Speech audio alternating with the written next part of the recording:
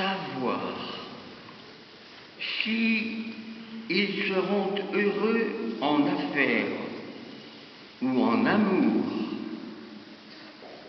Voilà ce qui fait courir 4 millions de Français chaque année auprès de 30 000 astrologues, voyants, diseuses de bonne aventure ou autres mages de tout genre.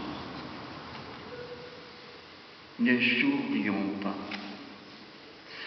Derrière tout cela, il y a une insatiable soif d'être heureux. Tous, nous la partageons. Et à certains moments, nous sommes en manque de bonheur. Il y a 2000 ans, un jour, sur la montagne, Jésus, lui aussi, s'est mis à parler de bonheur. Mais quand on découvre ce qu'il a déclaré, on est un peu perdu. Heureux les pauvres, heureux les doux, heureux ceux qui pleurent, heureux ceux qui sont persécutés pour la justice. On ne comprend pas très bien. Qu'a-t-il voulu dire? Qui aujourd'hui parmi nous oserait proclamer heureux ceux que la mort de leurs proches a broyés, heureux les hommes et les femmes torturés, heureux les peuples bafoués, heureux les chômeurs. Saint Matthieu a-t-il fait dire à Jésus ce que Jésus n'a jamais dit? Ou ne l'a-t-il pas bien compris? Essayons de découvrir ou de redécouvrir ces étranges proclamations qu'on appelle les béatitudes. Sur la montagne, par-delà ses disciples, Jésus veut rejoindre tout un peuple en attente d'un monde nouveau, d'un monde de bonheur. Comme dans tout le Moyen-Orient ancien, en Palestine, on pensait que le monarque devait assurer le droit, corriger les inégalités en veillant particulièrement sur les miséreux, sur ceux dont l'existence est précaire, sur ceux que la vie a malmenés. À de rares exceptions près, les rois d'Israël ont terriblement déçu. Alors, une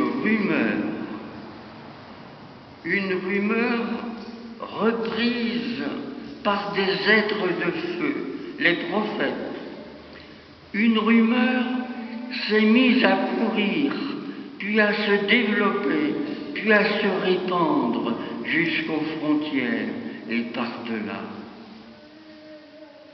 Un matin, disait cette rumeur, un matin, à l'aube d'une ère nouvelle, le Seigneur prendra la tête de son peuple. Il rassemblera, il fera justice, il apportera tout son soin aux affligés, à tous les souffrants, à tous ceux que la société oublie et rejette. Et lorsqu'il surgira, on dira, cette fois, ça y est, enfin heureux, heureux les pauvres, heureux ceux qui pleurent, heureux tous les souffrants. Reprenant ces oracles anciens, Jésus arrive et s'engage tout entier pour réaliser ces béatitudes. Et l'on voit cet homme jeune, aux mains nues, mais fort d'un amour, l'amour de son Père. On voit cet homme doux et ferme, à la fois humble et courageux, assoiffé de justice. On voit cet homme-là parcourir bourgs et villages, rejoindre les plus malheureux, les malades, les exclus, les étrangers. Les rejoindre pourquoi? Pour les soulager, pour leur proposer la paix, la réconciliation, l'amour et la vie.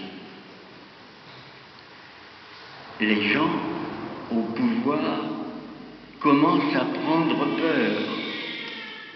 L'engagement de Jésus pour plus de fraternité et de liberté ne va-t-il pas déstabiliser l'ordre établi? Maintenant encore, on le pense.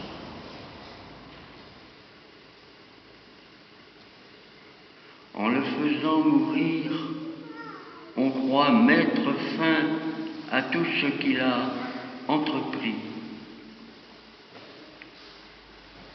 Mais ceux qui veulent le faire mourir oublient que Jésus a dit « Je suis la semence ». Et ils vont le mettre en terre en oubliant que c'est une semence.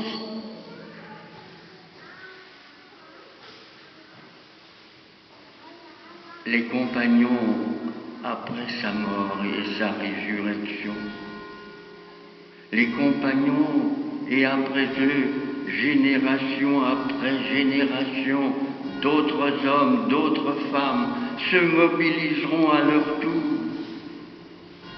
Aujourd'hui encore, il en est qui ne se résignent pas devant la misère des autres, quel que soit le visage de cette misère. Aujourd'hui encore, des hommes et des femmes, des jeunes, des enfants, accueillant en eux, souvent sans le reconnaître, accueillant en eux le souffle de Dieu, l'Esprit Saint, cherchent à changer au moins un peu le monde autour d'eux.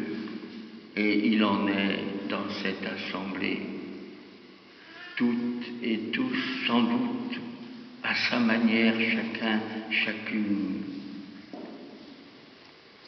Vous cherchez à faire quelques pas. Vous cherchez à faire quelques gestes. Vous cherchez à rejoindre, parce que vous avez découvert que là, tout près peut-être, ou dans la famille, ou chez un ami, une souffrance, et vous vous êtes dit, je peux faire quelque chose pour lui, pour elle, avec lui, avec elle. On vous prend peut-être pour des rêveurs quand vous en parlez, ou des naïfs. En fait, vous êtes, ce sont les enfants des béatitudes. Alors ce matin, nous sommes tous invités à nous mobiliser, vous et moi, ou à nous remobiliser. Oui, cela dépend de chacun de nous, que celles et ceux qui autour de de nous pleurent ne soient pas mis de côté, ceux qui désespèrent soient rejoints et de ce fait un peu plus heureux. Les saints que nous fêtons aujourd'hui n'ont pas fait autre chose.